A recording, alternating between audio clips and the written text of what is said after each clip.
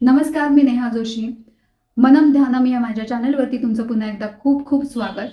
आज मी एक अतिशय सेन्सिटिव्ह पण अतिशय महत्त्वाच्या अशा विषयावरती बोलणार आहे. ब्लॅक मॅजिक, येस, काळी जादू. ह्या विषयावरती मी शास्त्रीय, मनोवैज्ञानिक आणि आध्यात्मिक दृष्टिकोनातून डिस्कस करणार आहे, नेहमीसारखंच अत्यंत सोप्या भाषेमध्ये. आणि ब्लॅक मॅजिकपासून म्हणजेच काळ्या जादूपासून स्वतःला आपण सुरक्षित कसं ठेवू शकतो हेही मी तुम्हाला या व्हिडिओमध्ये सांगणार आहे. खूप इंटरेस्टिंग व्हिडिओ असेल तर शेवटपर्यंत नक्की बघा. तो सगळ्यात आधी आपण ब्लॅक मॅजिक म्हणजे ही काळी जादू म्हणजे एक्झॅक्टली काय असतं ते बघूया. सो ही ब्लॅक मॅजिक किंवा काळी जादू म्हणजे दुसऱ्याला नुकसान पोचवण्यासाठी किंवा घाबरवण्यासाठी किंवा स्वतःच्या नियंत्रणात आणण्यासाठी केलेले तंत्र, मंत्र, टोटके, करणी किंवा टोणगा ह्या सगळ्या गोष्टी ह्या ब्लॅक मॅजिकच्या अंतर्गत येतात. ब्लॅक मॅजिक, काळी जादू ही फक्त भारतातच प्रचलित आहे असं नाही, तर विविध संस्कृतींमध्ये, विविध देशांमध्ये ती वेगवेगळ्या नावांनी प्रचलित आहे. जसं भारतामध्ये आपण काळी जादू म्हणतो तसंच आफ्रिकेमध्ये ह्याला वुडू म्हणतात. युरोप, अमेरिकेमध्ये ह्याला विच क्राफ्ट असं म्हटलं जातं. सो हे ब्लॅक मॅजिक म्हणजे काही कुठली पॉवर आहे, स्पेशल विद्या आहे, तंत्रमंत्र आहे असं काही नाही आहे. तर ही एक प्रकारची बिलीफ सिस्टीम आहे. आता ही बिलीफ सिस्टीम का तयार होते, कशी तयार होते, कोण ह्याला बळी पडतं वगैरे हे सगळं मी पुढे डिस्कस करणारच आहे.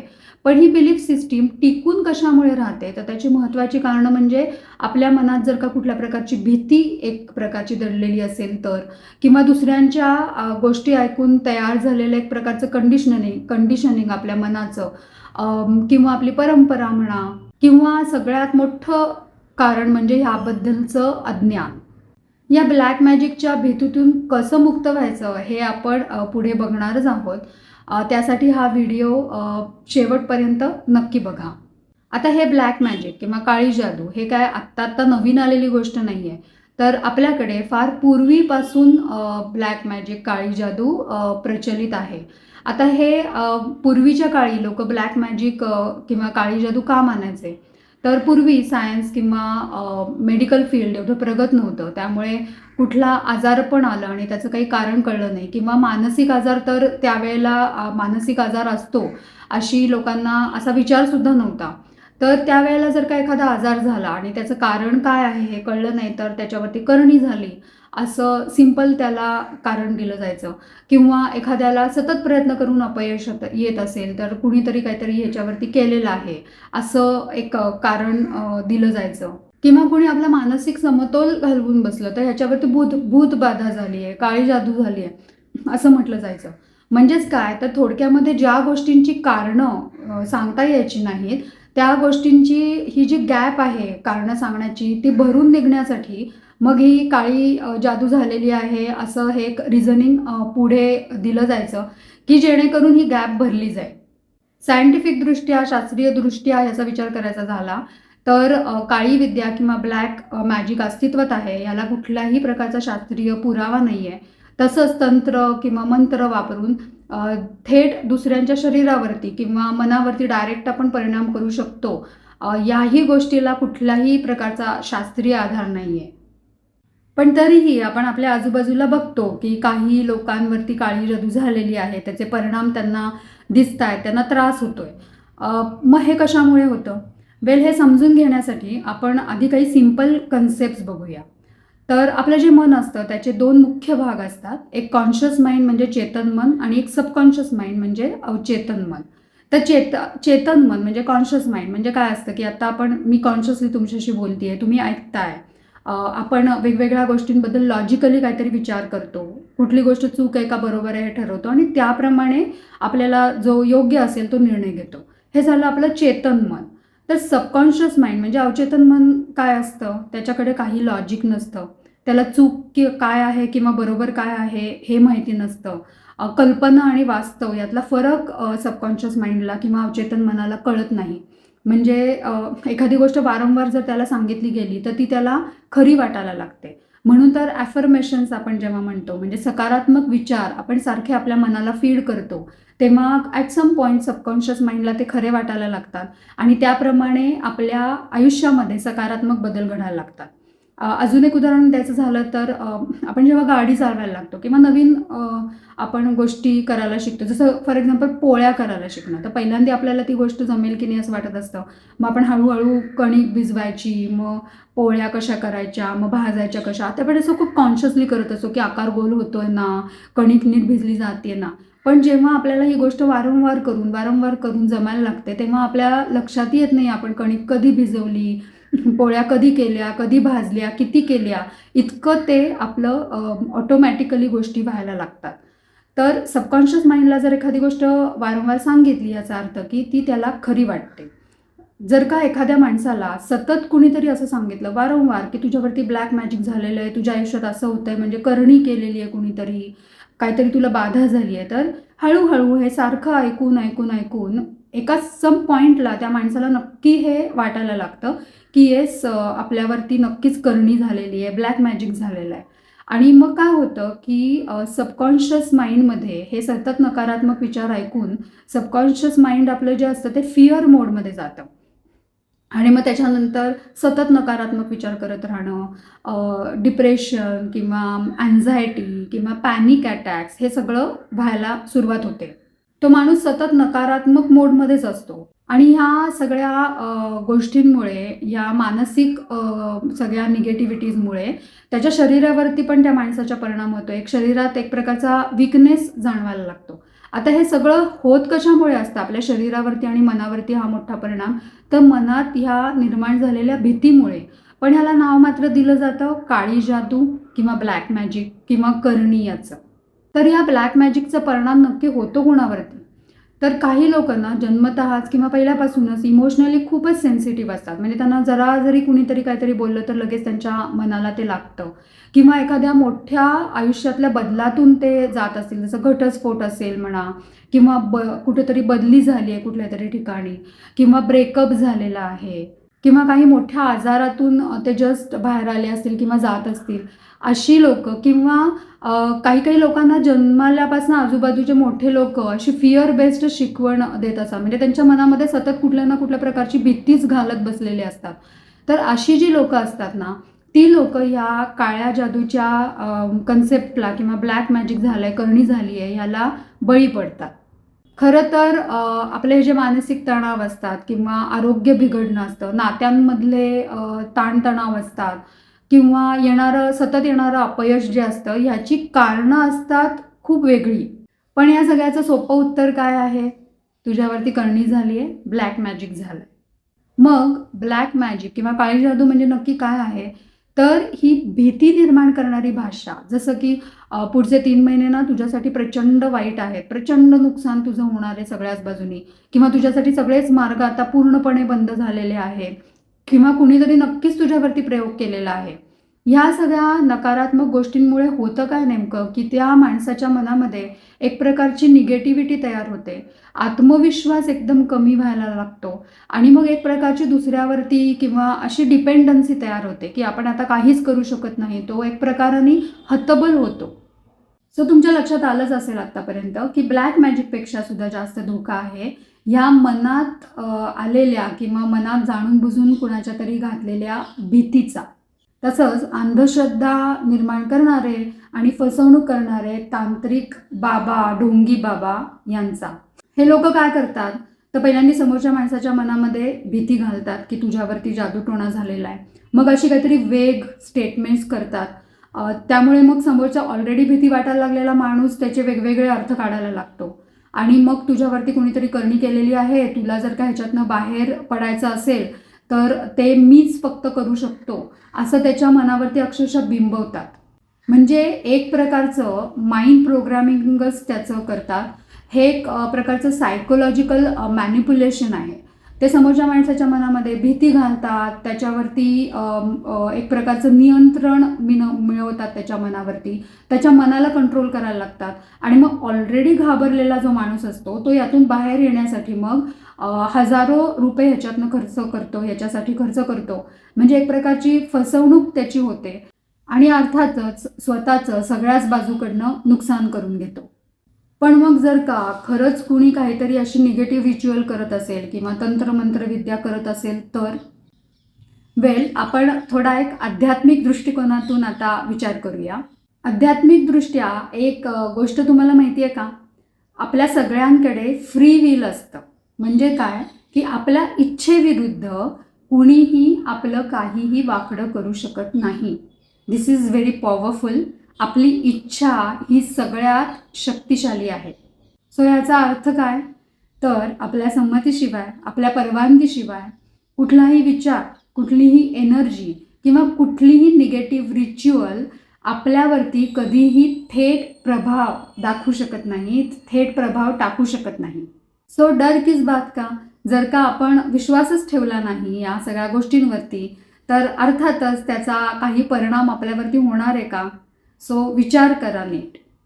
आणि असा एक सिंपल विचार करा, जर सपोज ब्लॅक मॅजिक खरंच अस्तित्वात असतं, काळी जादू खरंच अस्तित्वात असते, तर काय झालं असतं?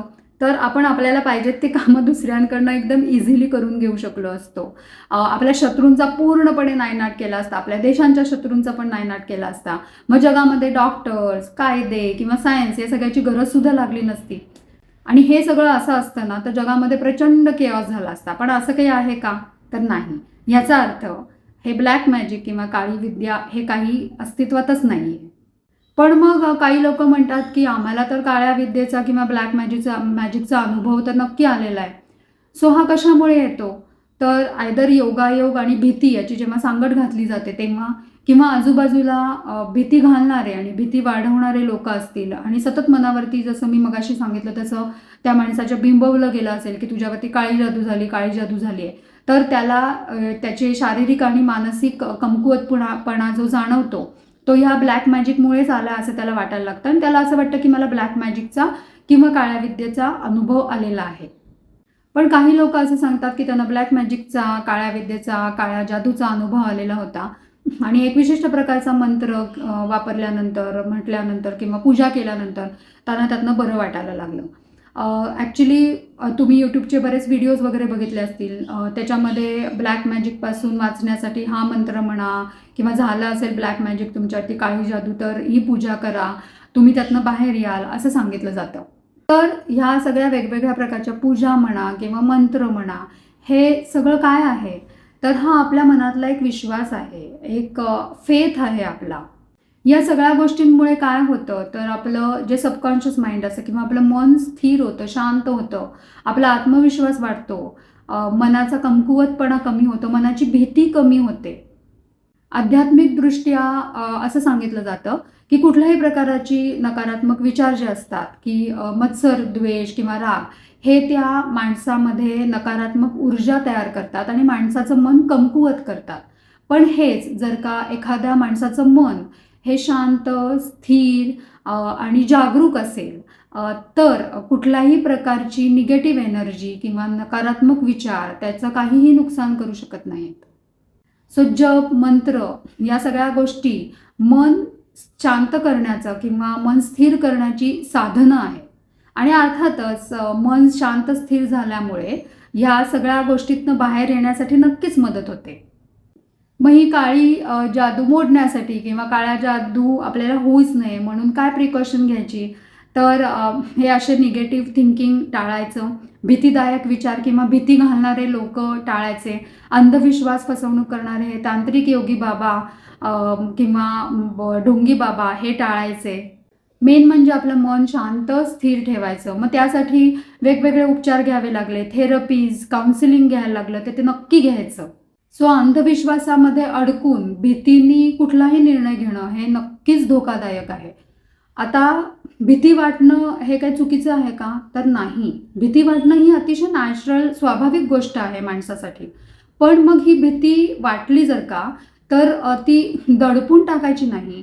त्याच्यामागचं खरं कारण काय आहे ना, हे समजून घेणं महत्त्वाचं आहे. सो ही मनातली भीती दडपून टाकायची नसते किंवा दाबून टाकायची नसते. तर ही योग्य मार्गदर्शन घेऊन, योग्य काउन्सिलिंग घेऊन ही भीती न्यूट्रलाइज करावी लागते. मग त्यासाठी आपण मेडिटेशनचा यूज करू शकतो किंवा हिप्नोथेरपी सारख्या अतिशय इफेक्टिव्ह अशा थेरपीचा योग्य मार्गदर्शनाखाली उपयोग करून आपण ही मनातली भीती नक्कीच दूर करू शकतो. सो महत्त्वाचं म्हणजे कुठलेही टोटके सोशल मीडियावरती ऐकणं, व्हॉट्सॲपवरचे फॉरवर्डेड मेसेजेस या संदर्भातले वाचणं हे पूर्णपणे सोडून द्यायला पाहिजे. सकारात्मक लोकांमध्ये राहिलं पाहिजे. सो मजबूत मन हे आपलं अभेद्य कवच आहे, हे लक्षात ठेवा. आपले विचार सकारात्मक असतील, आपलं मन शांत आणि स्थिर असेल, तर जगातला कुठलाही निगेटिव्ह विचार किंवा निगेटिव्ह शक्ती, नकारात्मक विचार आपलं काहीही वाकडं करू शकत नाहीत, हे लक्षात ठेवा. तुमचं मन तुमच्या ताब्यात ठेवा, म्हणजे तुमचं आयुष्य आणि तुमचं भविष्य पण तुमच्याच ताब्यात राहील, हे लक्षात ठेवा. सो तुमच्या लक्षात आलंच असेल की ब्लॅक मॅजिक, काळी जादू माणसाला काही तोडत नाही, तर माणसातले नकारात्मक विचार जे असतात तेच माणसाला नुकसान पोचवतात, तेच त्याला तोडून टाकतात. सो विचार सकारात्मक असतील, मन शांत असेल आणि श्रद्धा स्वच्छ असेल, तर कुठल्याही नकारात्मक गोष्टी, जगातल्या कुठलीही नकारात्मक शक्ती ही माणसाला नुकसान पोचवू शकत नाही, त्रास देऊ शकत नाही. त्यामुळे उगीच ब्लॅक मॅजिकच्या नावाखाली अंधश्रद्धा पसरवणं it doesn't make any sense at all. Black मॅजिकपासून आपल्याला दूर ठेवण्यासाठी काही जप किंवा मंत्र वगैरे तुम्ही जर का करत असाल तर नक्की करा, कारण मी मगाशी म्हटल्याप्रमाणे याच्यामुळे आपलं मन स्थिर राहतं, शांत राहतं, मनात एक प्रकारचा आत्मविश्वास तयार होतो, एक शक्ती, मनाला सकारात्मक ऊर्जा नक्कीच मिळते. आणि जर का मनामध्ये ही नकारात्मकता किंवा ही भीती जर का निर्माण झालेलीच असेल ऑलरेडी, किंवा कुणीतरी मनात ही आपल्या भीती घालून दिली असेल, तर मग आपण डिफरंट थेरपीज, काउन्सिलिंग किंवा हिप्नोथेरपीसारख्या अतिशय इफेक्टिव्ह अशा थेरपीची मदत नक्की घेऊ शकतो. मी स्वतः एक सर्टिफाईड हिप्नोथेरपिस्ट आणि पास्ट लाईफ रिग्रेशन प्रॅक्टिशनर आहे. मी तुम्हाला ह्याबद्दल नक्कीच मदत करू शकते. माझ्याशी संपर्क साधा, किंवा कुठल्याही तज्ज्ञाचं तुम्ही ह्यासाठी योग्य मार्गदर्शन नक्कीच घेऊ शकता आणि मनातून ही भीती कायमची दूरसुद्धा करू शकता. सो अंधश्रद्धा नको, स्वच्छ श्रद्धा हवी आणि विचार सकारात्मक हवेत, मन शांत आणि स्थिर हवं. तुम्हाला जर का माझा हा व्हिडिओ आवडला असेल तर लाईक नक्की करा. अजून सबस्क्राईब केलं नसेल माझ्या चॅनलला तर सबस्क्राईब पण करा आणि कमेंट पण नक्की करा. तुम्हाला अजूनही ब्लॅक मॅजिकबद्दल दुसरी काही माहिती हवी असेल किंवा तुमचे काही प्रश्न असतील तर ते पण कमेंटमध्ये नक्की लिहा. मी पुढचा व्हिडिओ करून त्या प्रश्नांची उत्तरं देण्याचा नक्कीच प्रयत्न करेन. आणि जास्तीत जास्त लोकांपर्यंत ही माहिती पोचण्यासाठी हा व्हिडिओ जास्तीत जास्त लोकांशी शेअर पण नक्की करा. मला माझ्या व्हिडिओच्या खाली असे प्रश्न आलेले आहेत, कमेंट्स आलेले आहेत की तुम्ही ह्याचा काही कोर्स घेता का, किंवा तुम्ही ह्याचा कोर्स घ्या, किंवा तुम्ही पैसे न घेता ही सगळी माहिती इतक्या इझिली आम्हाला सांगताय, उपलब्ध करून देताय. तर ह्याच्या मागे माझी भूमिका हीच आहे की मला जे ज्ञान आत्तापर्यंत अनेक वर्षांचा अभ्यास करून मिळालेलं आहे ते जास्तीत जास्त लोकांपर्यंत पोचावं, म्हणून मी हे सगळं करते. Yes, I am not charging anything for this. आणि हेही खरं आहे की हीच माहिती देण्यासाठी लोक खूप फी घेतात आणि मगच ह्यातलं काहीच ज्ञान ते दुसऱ्यांना देतात, सगळं देत नाहीत.